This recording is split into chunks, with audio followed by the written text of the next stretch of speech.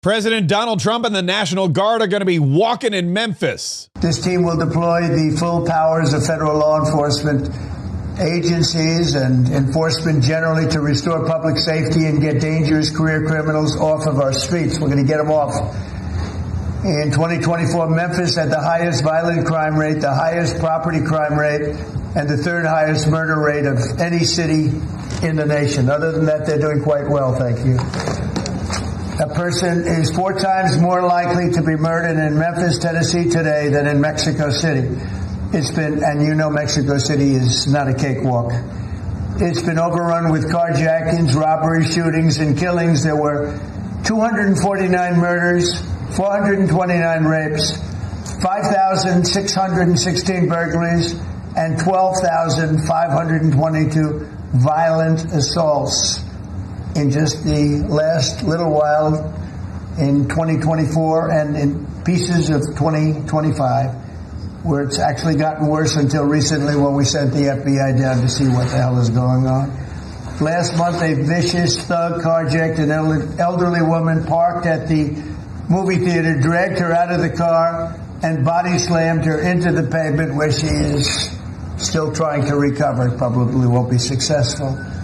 So we're not going to allow this kind of savagery to destroy our society anymore. We're stopping it.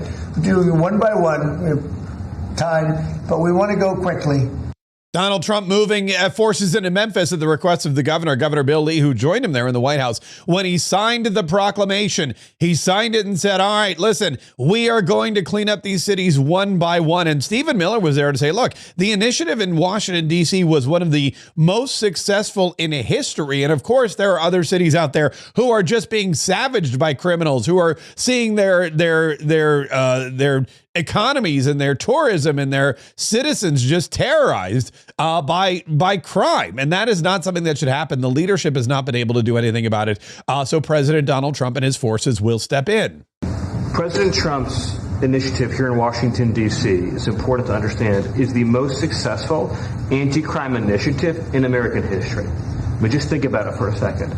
In 30 days, President Trump put together a team that saw the largest ever violent crime reduction in any city in American history.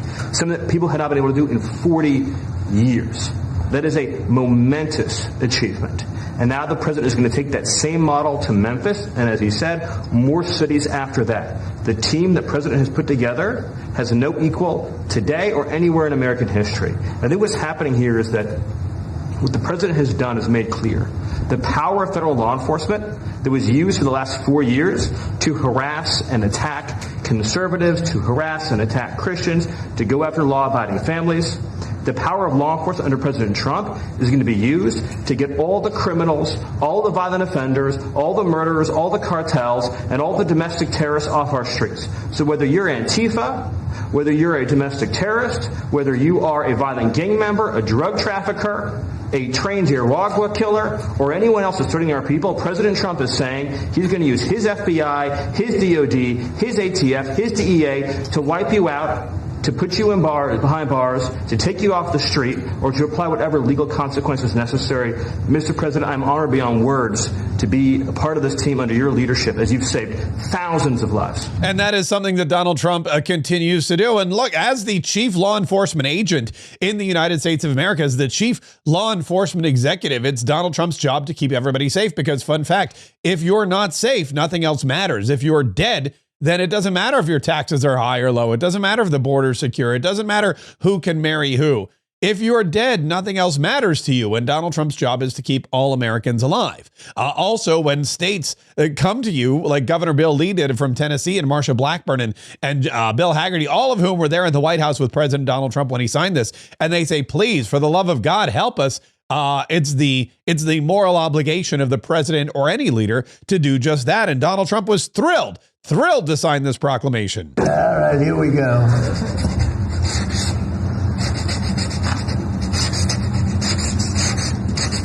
It's a loud signature for sure. That's wonderful. Perfect. Okay. Wonderful. as somebody who produces not just a video but an audio podcast, I am thrilled that Donald Trump's signature is so loud, because if it were quiet, it wouldn't be good for the podcast. But if you're listening to this, you can actually hear the passion in that signature. You can actually hear the power and the leadership in every swish of the big magic marker there. Kash Patel, like I said, was also there. Secretary of War Pete Hegseth was there as well, because it'll be his job to deploy the troops. And there was a funny moment when he forgot the name of his own organization. Yes, Mr. President. From day one, the DOW, the Department of War. I'm glad you made that correct. Correct for you, sir. Has been proud to stand with our partners across the interagency, whether it's the Southwest border, whether it was Los Angeles getting ahead of that, whether it's right here in Washington, D.C., where Secretary Driscoll and the Army and the National Guard have taken the lead in helping across all of these great folks to secure the city. We are very proud to be here to stand strong alongside law enforcement. We're glad that Memphis is the place to go. The volunteer state, we're not going to have any problems with the Tennessee National Guard being willing to go in and stand strong in Memphis, sir. Yeah, by the way, I realized I made the same mistake too. I called him SecDef. It's actually SecWar. But I mean, it is, look, it's an honest mistake, because they've really only been the War Department again for like a week. So it's going to take everybody a couple more minutes to figure it all out. But that is the dream team: Kash Patel, Pam Bondi, Todd Blanche, Stephen Miller, and SecWar Hegseth, who are all working diligently with Marsha Blackburn, Bill Lee, and Bill Haggerty to make Memphis safe again. Speaking of unsafe people, speaking of Antifa, speaking of rioters, Donald Trump took a lot of questions, and a lot of questions were about his comments about the left and these other organizations following the murder, the brutal assassination, the slaying of Charlie Kirk at one of his events at Utah Valley University. He was asked about his comments he made earlier about the radical left being the ones responsible for the vitriolic rhetoric that causes these kinds of violent events. I say the radical left causes tremendous violence, and they seem to do it in a bigger way. But the radical left really is caused a lot of problems for this country. I really think they hate our country. And then he was asked specifically about a member of Congress who spoke out and had some very negative and unpopular words about Charlie Kirk after his death. Ilhan Omar, after his assassination, called Charlie Kirk a reprehensible human being. So should he strip her community assignments? I would say, I think she's a disgraceful person. I think she's a disgraceful person, a loser. It's amazing the way people vote. I know it's people from her area, maybe of the world. I don't know. They got here and they vote her in. It's hard to believe, but I think she's a disgusting person. Yeah, Donald Trump saying, look, we understand there's a huge population in Michigan that appreciates what she does or thinks that she's the right choice, and they keep voting her in. But it is a disgrace to the rest of us here in the United States of America that she's allowed to serve in Congress. It's a disgrace to the rest of us here in the United States of America that she is allowed to disparage the good name of a Christian conservative leader like Charlie Kirk after his death. But freedom of speech is all part of the American experience. And the same freedom of speech that allows Ilhan Omar to be a terrible, horrible person is the same freedom of speech that allows Donald Trump to call her a terrible, horrible person. And Antifa, now that we see they are radicalizing young men and young people to not just violence, but deadly violence against political adversaries, Donald Trump was asked, will you make them a terrorist organization? Charlie Kirk's assassination and the left-wing violence going on. Do you have plans, and actually this is a great opportunity with all these, do you plan on designating Antifa finally a domestic terror organization? Well, it's something I would do, yeah. If I have support from the people back here, I think we'd start with Pam, I think. But I would, if you give me, I would do that 100%. And others also, by the way. But Antifa is terrible. Are there other groups that you can pick up? There are other groups, yeah. There are other groups. We have some pretty radical groups, and they got away with murder. And also, I've been speaking to the Attorney General about bringing RICO against some of the people that you've been reading about that have been putting up millions and millions of dollars for agitation. These aren't protests. These are crimes, what they're doing, where they're throwing bricks at cars of ICE and Border Patrol. And they come in with a beautiful new car. They're so proud. It's Border Patrol, ICE. It's got whatever it is.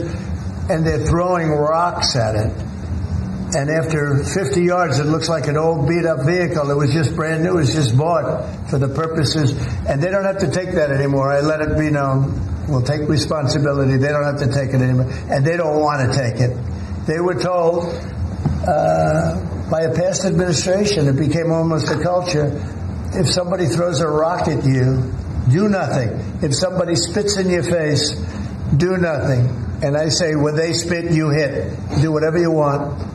You do whatever the hell you want. I watched it so sick it made me. For 4 years, I had to sit home and watch people screaming at policemen and spitting in their face, and they weren't able to do anything. They just had a grin and bear it. They're standing up like a piece of steel.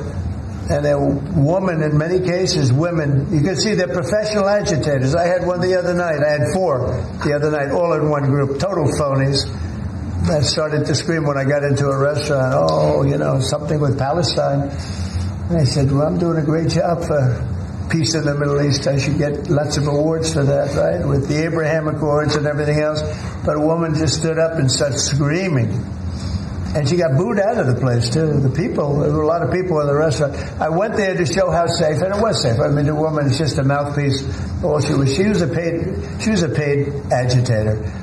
And you have a lot of them. And I've asked Pam to look into that in terms of RICO, bringing RICO cases against it, criminal RICO, because they should be put in jail. What they're doing to this country is really subversive. And so Donald Trump saying, look, we are looking into that. We're going to stop these organizations because they are organized. As weird and as bizarre and as chaotic as they appear on the surface, they are totally organized. And what happened with Charlie Kirk, what happened with others, what happened with all these other organizations, all the online attacks on conservatives, all the physical attacks on ICE agents and police officers and conservatives, wherever they happen to be, those are paid for by somebody. And Stephen Miller said that we know who's behind it, and we're going to take care of that. Yeah, so I believe what you're referring to is there are these nonprofit entities that organize, as the president mentioned, attacks on ICE officers, attacks on Border Patrol agents, organized doxing campaigns, which are a violation of federal law. They break off cement and they bring it into riots. They have organized drop points for weapons, organized drop points for a gas mask, organized drop points for all the materials necessary to launch a riot. Of course, you saw that during the Black Lives Matter riots as well, too. So there's this whole network of organizations. And I think the key point the president's been making is somebody is paying for all of this. This is not happening for free. And so under the president's direction, the attorney general is going to find out who is paying for it, and they will now be criminally liable for paying for violence. Yeah, racketeering and all kinds of obstruction. You can't pay people to go out there and commit violent acts. That makes you probably more culpable for the violent act than the actual perpetrator of it. And that's something that Donald Trump, Pam Bondi, the Justice Department, Stephen Miller, they're all going to go after these folks, the George Soros crowd, and they're going to get these professional agitators and these investors in professional agitation, and they're going to lock them up and put them into jail. There was another incident near Venezuela, speaking of terrorism, where a Tren de Aragua boat was destroyed. President Donald Trump posted video of it, and he wrote, "This morning on my orders, U.S. military forces conducted a second kinetic strike against positively identified extraordinarily violent drug trafficking cartels and narco-terrorists in the South Com area of responsibility. The strike occurred while these confirmed narco-terrorists from Venezuela were in international waters transporting illegal narcotics, a deadly weapon poisoning Americans headed to the U.S. These extremely violent drug trafficking cartels pose a threat to U.S. national security, foreign policy, and vital U.S. interests. The strike resulted in 3 male terrorists killed in action." There's video of it as well, which we've been playing here in the background. "No U.S. forces were harmed in this strike. Be warned, if you are transporting drugs that can kill Americans, we are hunting you. The illicit activities by these cartels have wrought devastating consequences on American communities for decades, killing millions of American citizens. No longer. Thank you for your attention to this matter." That is what President Donald Trump posted, along with the image of the boat being destroyed. And of course, the media had some serious questions about it. What can you tell us about this Venezuelan boat that was taken out? And do you plan to provide proof that these were narco-terrorists who were on their way to the U.S.? Well, we have proof. All you have to do is look at the cargo that was, like, it spattered all over the ocean. Big bags of cocaine and fentanyl all over the place. And it was, plus we have recorded evidence that they were leaving. We've recorded them. It's very careful because we know you people would be after us. We're very careful. The military has been amazing. And General Kaye showed me a little while ago the clip, but you can actually see it. But you don't have to see it because we have recorded proof and evidence. We know what time they were leaving, when they were leaving, what they had, and all of the other things that you'd like to have. But we have noticed that there are no ships in the ocean anymore. We're seeing that there's like no ships, no, you know, when the first one we went, there were hundreds of boats. Now there are no boats. I wonder why. Meaning no drugs are coming across. Probably stopping some fishermen too. I mean, to be honest, if I were a fisherman, I wouldn't want to go fishing. Just a nice, let's take a little trip, because I'd say, man, if maybe they think I have drugs downstairs. I don't want that. I think the fishing business probably been hurt. But no, there are literally no boats. This was a boat, and we were surprised to see it. Now, what does that mean? That means there's no drugs coming by sea. But they do come by land. And you know what? We're telling the cartels right now, we're going to be stopping them too. When they come by land, we're going to be stopping them the same way we stop the boats. And you'll see that. But maybe by talking about it a little bit, it won't happen. If it doesn't happen, that's good. But they killed 300,000 people in our country last year. And we're not letting it happen anymore. Yep, Donald Trump is over it. He's taking the cartels out. He's going to say, you guys are narco-terrorists. You're tren de Aragua. You're poisoning Americans. It's a weapon of mass destruction, and we're not going to let it come into the country. The days of drug trafficking into the United States of America are pretty much over. And these boats, these attacks on the boats, these taking out of these drugs, the destroying of all these systems that they're using to get these drugs into our country, that is not just keeping drugs from coming into our country, but it's sending a sign to anyone else who might think about keeping or bringing drugs into our country. There's a lot more that we've got to cover, of course, and we do that in our second daily podcast called Mark Kaye Saves the Republic. If you haven't yet downloaded it, oh man, you're missing out on a whole other 90 minutes every single day of news and commentary and stuff going on in the world. It's really easy to find. Go to markkaye.com, MarkKaye.com. Click the big red button that says, I want the podcast. Download, subscribe, listen, and enjoy.